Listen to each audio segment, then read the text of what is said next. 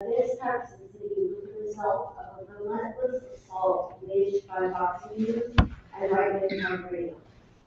Trump's genius was understanding that it was something more, that it was a hunger for revanche so strong that a political novice and accused rapist could topple the leadership of one major party and throttle the presumed favorite of another. I could stand in the middle of the battle and shoot somebody, and I wouldn't lose any votes. Trump would threat. His statement should be met with only a small amount of doubt. Trump mocked the disabled, bragged of sexual assault, endured multiple accusations of sexual assault, fired an FBI director, sent millions to the public unnecessary text, then bribed that same obstruction in the White House to representatives of that same foreign power. It is utterly impossible to conjure a black facsimile of Donald Trump. To imagine Obama, say, implicating an opponent's father in the assassination of an American president, or comparing his fiscal endowment with that of another candidate and successfully capturing the presidency. Trump, more than any other politician, understood the values of the glory heirloom of its currency, the great power of not being endless.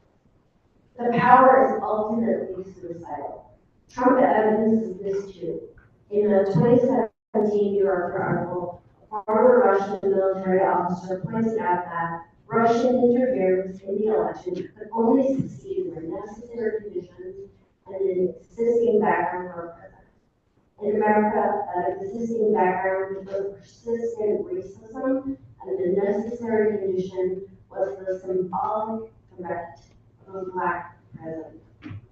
The two related factors hobbled America's ability to safeguard its electoral system. As late as July 2016, a majority of the Republican Party doubted that Barack Obama was born in the United States, which is to say that they did not view him as a legitimate president. The party's politicians acted accordingly, famously refusing Supreme Court nominated hearing, and then most faithfully refusing to work with the administration to defend the country against the Russian attack. Before the election, Obama had found no takers among Republicans for a bipartisan response, and Obama himself underestimated Trump, and thus underestimated the power of willingness, believed the Republican nominee too objectionable to actually win. In this, Obama was tragically wrong. And so, the most powerful country in the world has handed over all of its affairs, the prosperity of an entire economy, the security of some 300 million citizens, purity of its water, the viability of its air, the safety of its food, future of its vast system of education, the soundness of its natural highways, airways, and railways, the apocalyptic potential of its nuclear arsenal, to a carnival worker who introduced the phrase, grab by the pussy, into the national lexicon. It is as if the white tribe united in demonstration to say, if a black man can be president, then any white man, no matter how tall, can be president. And in that perverse way, the democratic dreams of Jefferson and Jackson were fulfilled. The American tragedy now being wrought is larger than most imagine, and will not end with Trump. In recent times, whiteness as an overt political tactic has been restrained by a kind of cordiality that held its overt implication would scare off moderate votes. This has proved to be only half true at best. Trump's legacy will be exposing the patina of decency for what it is and revealing just how much a Democrat can get away with. It does not take much to imagine another politician, wiser in the ways of Washington, schooled in the methodology of governance, now liberated from the pretense of anti-racist civility, doing a much more effective job. It has long been an accepted truth among certain black writers and thinkers that whiteness endangers the bodies of black people in the immediate sense. But the larger threat was to white people themselves, the shared country, and even the world. There is an impulse to blemish at this sort of grandiosity. When Dubois claims that slavery was singularly disastrous for modern civilization, or Baldwin claims that whites have brought humanity to the edge of oblivion because they think that they are right. The instinct is to claim exaggeration. But really, there is no other way to read the presidency of Donald Trump.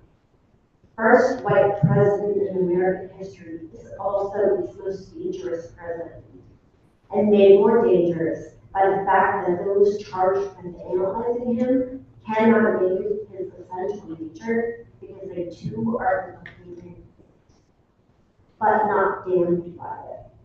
There is nothing done in the service of whiteness that places it beyond boundaries of human behavior and history.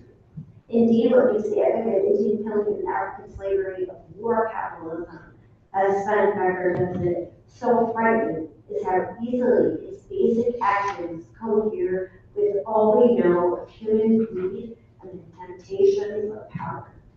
There was something terrible in being able to imagine oneself as a plunderer, something discomforting in knowing that moral high ground is neither biological nor divine. This understanding does not require a flight of fancy. Americans too belong to a class, one responsible for and intrinsically led a tie to a history of torture, bombings, and coup d'etat carried out in our youth. And Trump has only heaped more upon that burden. In the global context, perhaps, we Americans are all guilty. Still, there was nothing inevitable about Donald Trump's election. And while great damage has been done by his election at the time of this writing, this is not yet the end of history. What is needed now is a resistance intolerant of self-exoneration, set against blinding itself to evil, even in the service of war against other evils. One must be able to name the bad bargain that one strikes with its disciples, and still be able to say that it is this bargain, not a mass hypnosis, that is held through food and bust. And there can be no conflict between the naming whiteness and the naming of the degradation brought about by an unrestrained capitalism, by the privilege and greed and the legal encouragement to hoarding and more elegant plunder. I have never seen a contradiction between calling for reparations and calling for a living wage, and calling for legitimate law enforcement and single payer health care. They are related, but cannot stand in front of one another. I see the fight against sexism, racism, poverty, and even war, finding their union not in synonymity, but in their ultimate goal, a world more safe.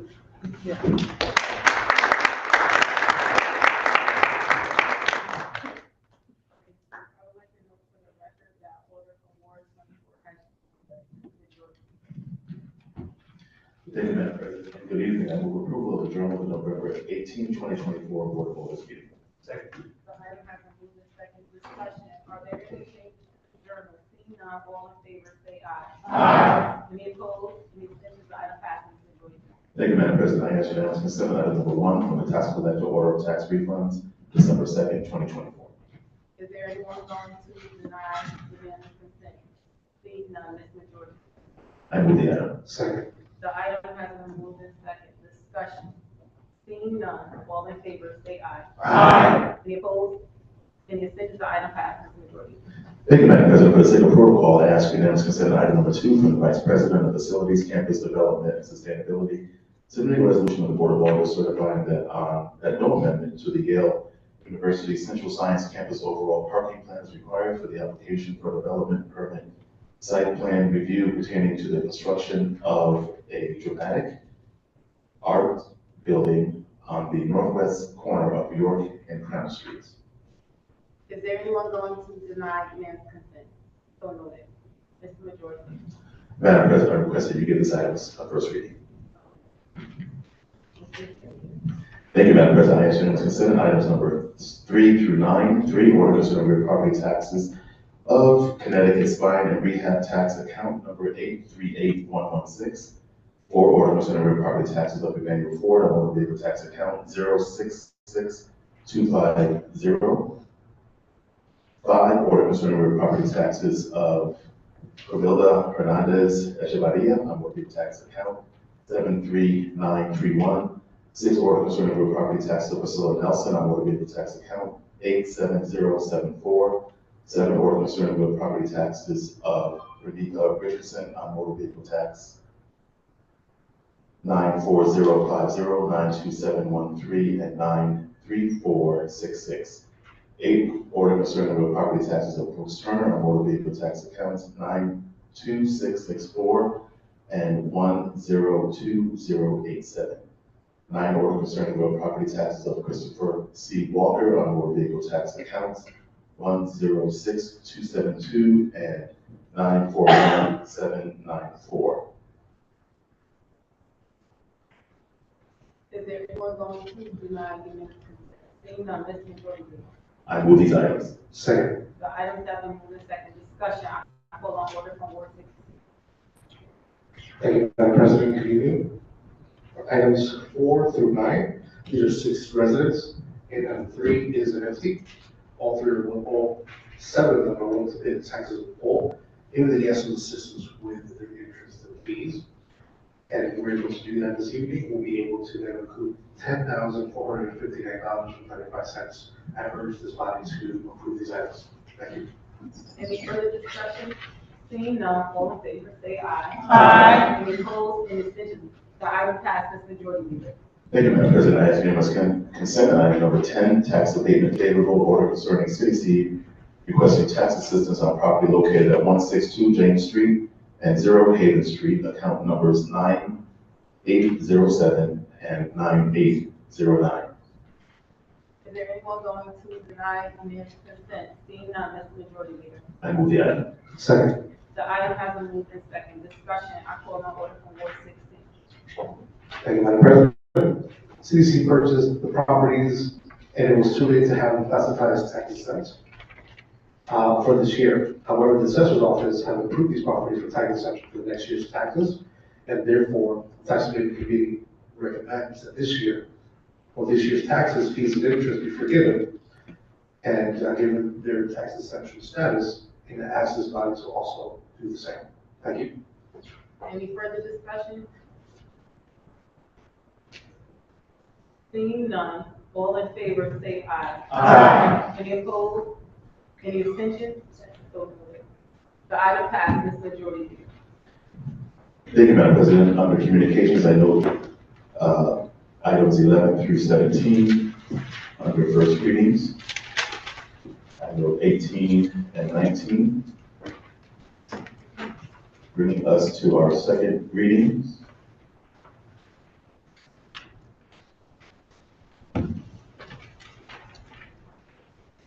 Nope, under first readings, I'm sorry, I note items 18 through 22. Bringing us to our second readings, item number 23, City Services and Environmental Policy Favorable. I move 23A, order of the Board of Alders designating the corner of Idle Street and Dixwell Avenue as James Walker Corner in perpetuity for his love, commitment, significant contributions and service to people in the Dixwell neighborhood. B, order of the New Haven Board of Alders designating the northwest corner of Congress Street and West Street as Annie Lewis Boyd Corner in perpetuity for her love, commitment, significant contributions, and service to the people in the Hill neighborhood. And C, order of the New Haven Board of Alders designating the corner of East Street and Humphrey Street as Raymond C. Wallace Jr. Corner in perpetuity for his commitment, thoughtfulness, selfless contributions, and service to residents of Fair Haven, Mill River community, and the city of New Haven. Second. The items have been moved in second. Discussion. I call on order from Ward 10. Thank you, Madam President. On Thursday, November 14th, 2024, the City Services and Environmental Policy Committee met, and we would like to favorably recommend these items. For item A, Honorable, Troy Streeter and State Representative Robin Porter, Mr. and Ms. Walker, and other community members spoke in favor of this corner naming in honor of Mr. James Walker. Mr. Walker was a dedicated community social worker who established the I Believe in Me Corporation on the corner of Dixwell Avenue and Argyle Street to fulfill his mission of changing the lives in his community one neighbor at a time. Mr. Walker played a significant role in the development and betterment of the Dixwell and New Hallville neighborhoods. His initiatives include annual community beautification projects, operating a food pantry, and overseeing neighborhood surveillance to ensure community safety. I urge my colleagues to support this item. Item B, the Honorable Evelyn Rodriguez and many of Ms. Boyd's 9 children spoke in support of naming this corner in her honor. Ms. Boyd is highly respected for her commitment to open and honest communication, as well as her unwavering dedication to serving her community in various capacities. She demonstrated her ongoing commitment to community service by serving on various committees, including Project More, a nonprofit organization dedicated to reintegrating previously incarcerated individuals, Community and Police Relations Task Force, New Haven Democratic Town Committee, Board of the Community Action Agency, Hill Development Corporation, and Hill North Management Team. She established a legacy in New Haven through her work and by instilling a dedication to community service in her children and extended family members, all of whom have committed themselves to serving on various community organizations and contributing to the growth and development of the Hill neighborhood. Item C is for the Raymond C. Wallace Jr. Corner. Honorable Ellen Cupo and Hope Wallace, Mr. Wallace's sister, spoke in support of this corner naming. Mr. Wallace Jr. dedicated his life to inspiring young people in his community. In 2004, his mother and him founded the nonprofit organization Guns Down, Books Up. They distributed books, school supplies, and clothing to children in need at Johnson Square Park. Working with the elderly, homeless, and less fortunate populations were among his selfless contributions that included street cleanups, basketball tournaments, and mentoring countless youth. Mr. Wallace led by example, demonstrating to young people that they too could turn away from violence to live a life of self-respect, responsibility, and love. I urge my colleagues to vote favorably in support of these corner namings. Thank you, Madam President. Any further discussion? Seeing none, I call on order from Ward 4. Thank you, Madam President. I too ask my colleagues to support all corner namings, James Walker's Corner and Raymond C. Wallace Jr. Corner. He was a young man, but I saw him in action. He was very dedicated to keeping young people alive and creating better opportunities for them. And also Annie Louise Boyd Corner. I'd like to bring to your attention that she continues to serve our Hill neighborhood and do strong advocacy for a vibrant, positive environment for our children and families. The lifting of community leaders by naming corners and avenues and streets is making our city more significant and more important than ever. Thank you, Madam President. Any further discussion? Seeing none, all in favor say aye. Aye. Any opposed? Any abstentions? Item passes. Thank you, Madam President. Continuing with city services and environmental policy favorable, I move items 23, D, and E. The order of the Board of Alders of the City of New Haven approving the Parks Department to accept $104,613 from the Urban Resources Initiative. And E, order of the New Haven Board of Alders authorizing the Department of Parks to accept technical assistance from the Trust for Public Land to implement the Park Equity Accelerator Program. Second. The item has been moved and seconded. Discussion, I call on order from Ward 10. Thank you, Madam President. Again, on Thursday, November 14th, 2024, the City Services and Environmental Policy Committee met, and we would like to favorably recommend these items. Item D is this grant will allow the Parks Department to purchase equipment and supplies and hire seasonal employees during the summer to water 750 newly planted trees, which will be planted at a rate of 150 each year for the next 5 years in our schools and parks. I urge my colleagues to vote favorably to support this item. Item D is regarding the Trust for Public Land to implement the Park Equity Accelerator Program. By accepting participation in the Parks Equity Accelerator Program, it will allow the city to start the internal process of deciding how to best move forward with the best outcomes for our city parks. This program will take 9 months to complete and will include a community engagement component. The hope is that participation in this program will help the city apply and receive additional grants to help improve access to our parks. It will also identify public finance policies, conservation finance measures, and or long-term funding mechanisms that can be leveraged to support system-wide change for New Haven parks, and also cultivate a network of city and community stakeholders to support park advocacy and stewardship. Partner with developers to help better integrate land use planning, housing, and public space goals, develop a strategy for maximizing use of transit infrastructure and interstitial lands as the public realm, and analyze the existing city network of parks and public spaces to determine potential gaps or shortfalls in access program or amenities for residents. This partnership will not cost the city any money other than staff time. I urge my colleagues to support these items. Thank you, Madam President. Any further discussion? Seeing none, all in favor say aye. Aye. Any opposed? Any abstentions? The item passes.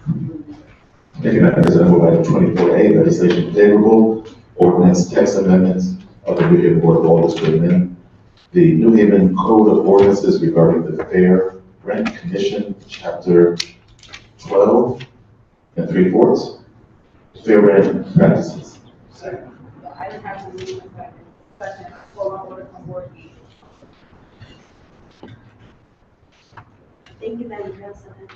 On Tuesday, November 12th, 2024, the Legislation Committee met, and we would like to favorably recommend this item. Executive Director Lourdes Bermudez and Joseph Lurley, Assistant Corporation Counsel, reviewed with the committee of this ordinance amendment would lower the threshold to form a tenants union from 10 units to 5 units, require tenants unions to update their rosters with Fair Rent Commission annually, make it a form of retaliation if a landlord revokes an offer to renew a lease, and 6 months filing a complaint with the Fair Rent Commission or having an open order. It would require documentation filed on New Haven's land records, so if the property is sold, the new owner has a record of a complaint that's on file with the Fair Rent Commission, and it updates the outdated language in the ordinance. I'm thrilled to move this amendment forward. New Haven is in a housing crisis, and I believe that it will take a multifaceted approach to combat. And I want to thank Executive Director Bermudez and her team for the incredible work they're doing to improve housing conditions in our city. And I urge colleagues to vote favorably. Thank you, Madam President. Any further discussion? Seeing none, this is an ordinance text amendment. We'll have the town clerk take the roll. Flores, Yes. Douglas, Yes. Yes. Singh, Rodriguez, Yes. Singh, Yes. Hooper, Yes. Smith, Yes. Lester, Yes. Murphy, Yes. Grant, Yes. McKenna, Yes. Sheila, Yes. Liberty, Yes. Prescott, Yes. Renzo, Yes. Cola, Edwards, Yes. Madlock, Yes. Peter, Morrison, Yes. Walker Myers, Yes. Hamilton, Yes. Marshall, Yes. Marks, Yes. Brillo, Yes. Hogan, Yes. McGee, Yes. Smith. Yes. Is there anyone who has voted wishing to vote? Is there anyone who has voted wishing to change their vote? Seeing none, item passes. Ms. Williams.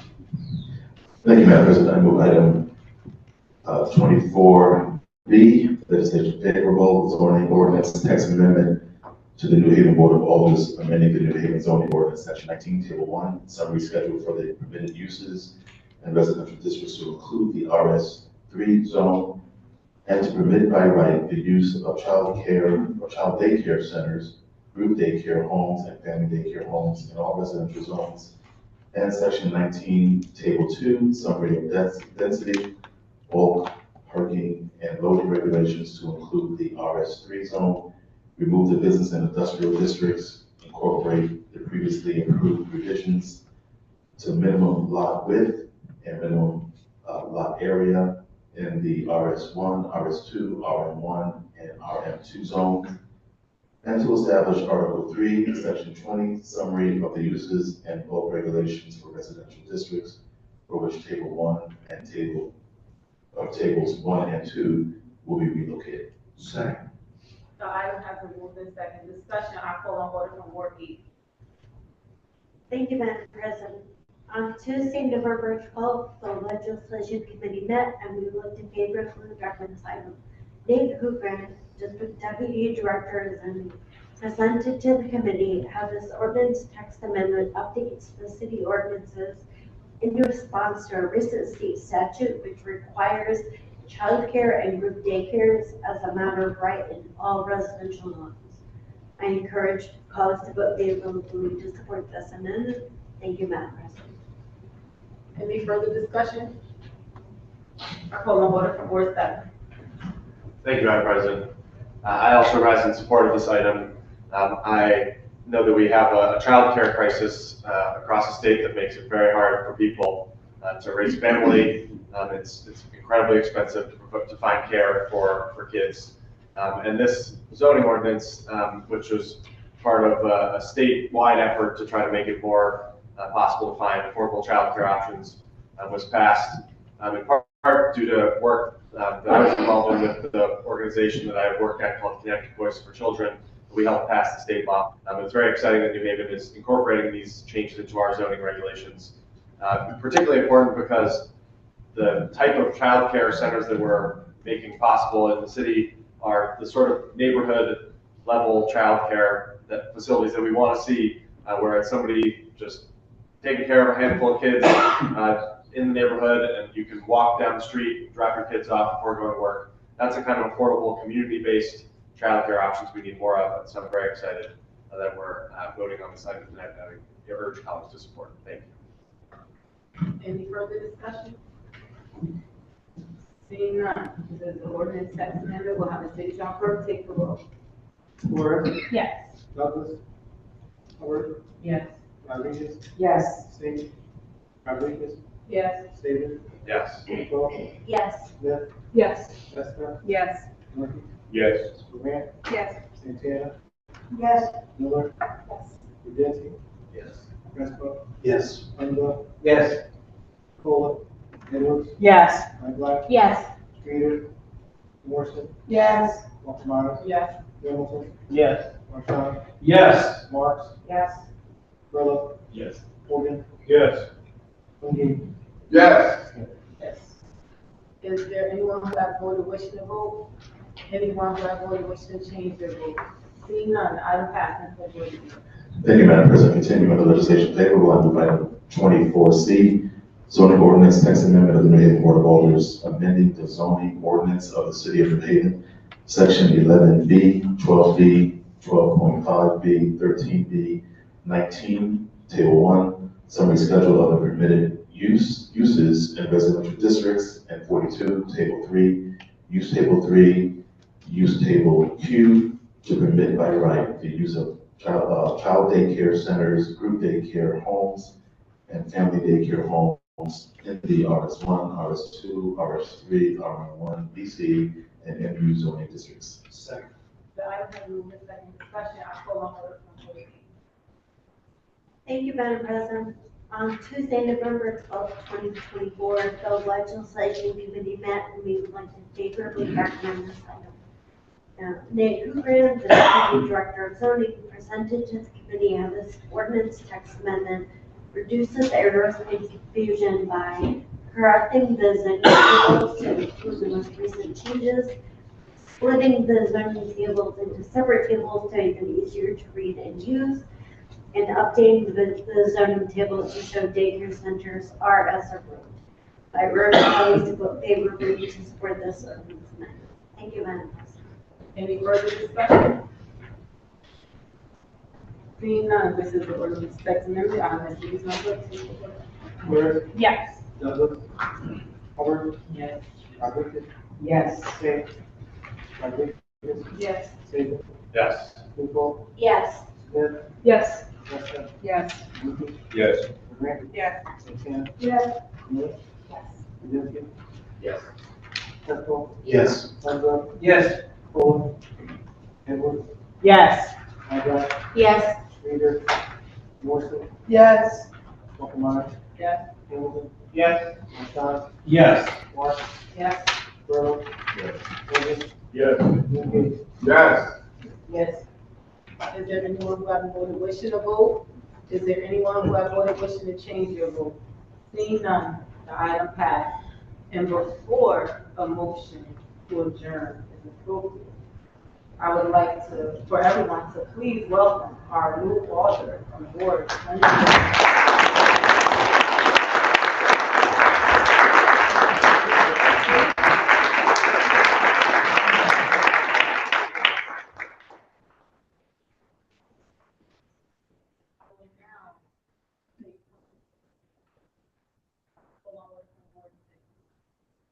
Thank you. Good evening, Madam President. I'd like to see if our colleagues can stand for a moment of silence. We had recess as of this morning, a resident of the Hill, North resident, Mr. Donnie.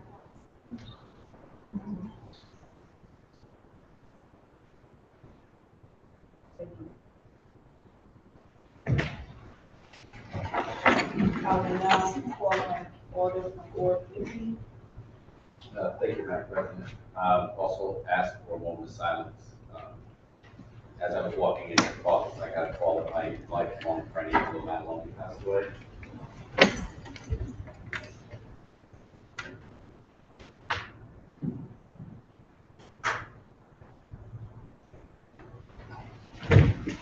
I will now call on order from Board 3. Thank you, Madam President. I know you was up and down, but I also lost my sister on Friday due to breast cancer at the age of 40.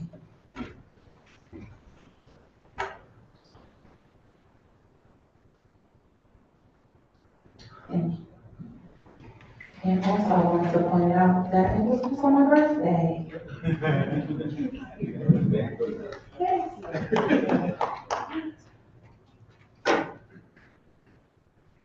I will now call on order from Board 10.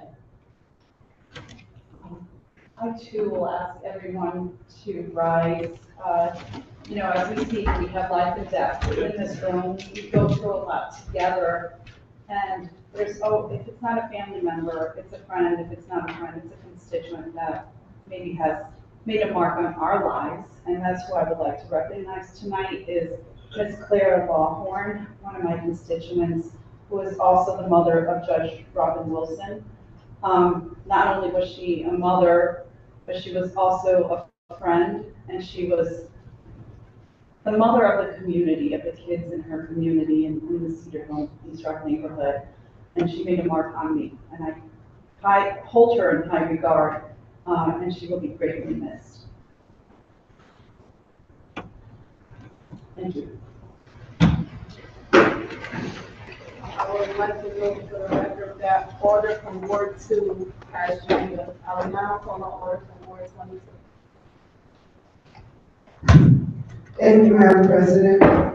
As we come to the end of the year 2024, we're also coming to the end of the 100-year celebration of the Q House. And in celebration of this 100 years, for the month of December, there will be on tomorrow the 3rd and Wednesday the 4th, tomorrow the 3rd and Wednesday the 4th, there will be 2 movie showings at the Q House building. And then also on Saturday, December 7th, the St. Luke's Steel Band will also have a holiday show at the Q House at 6 o'clock.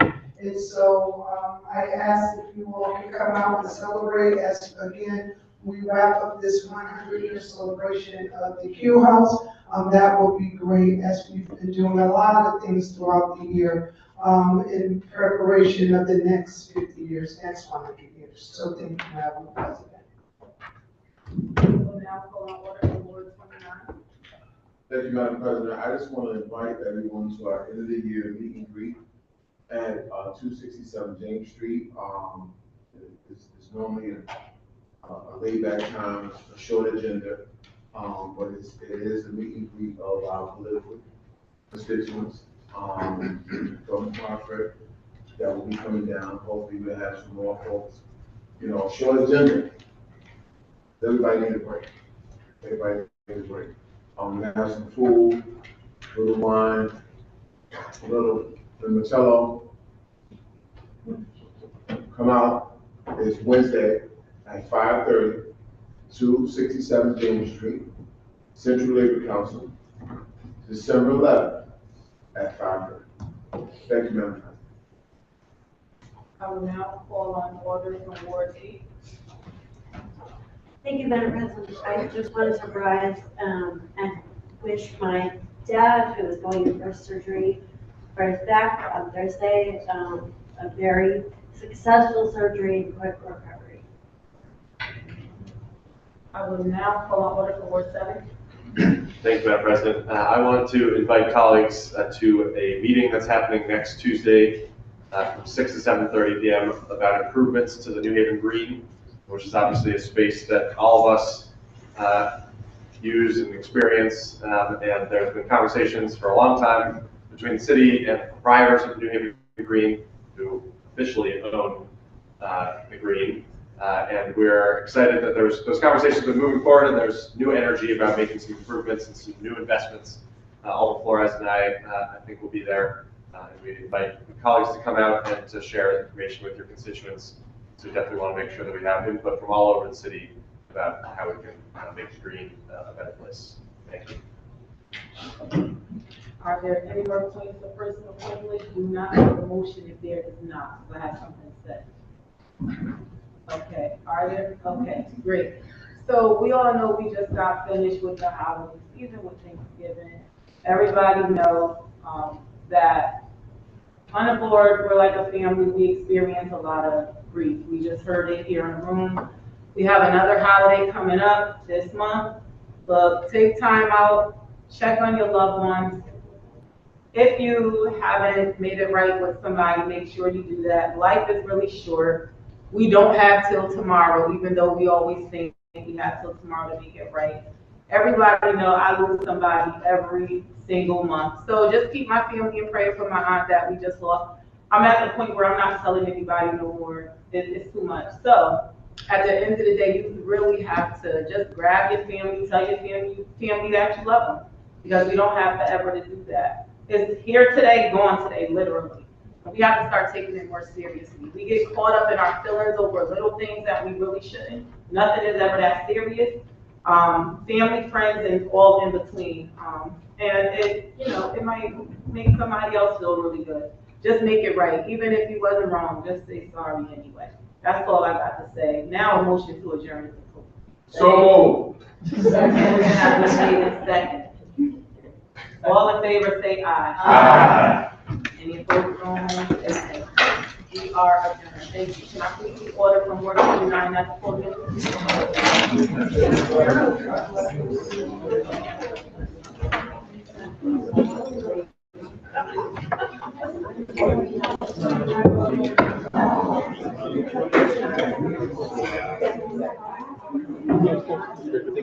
I'm good.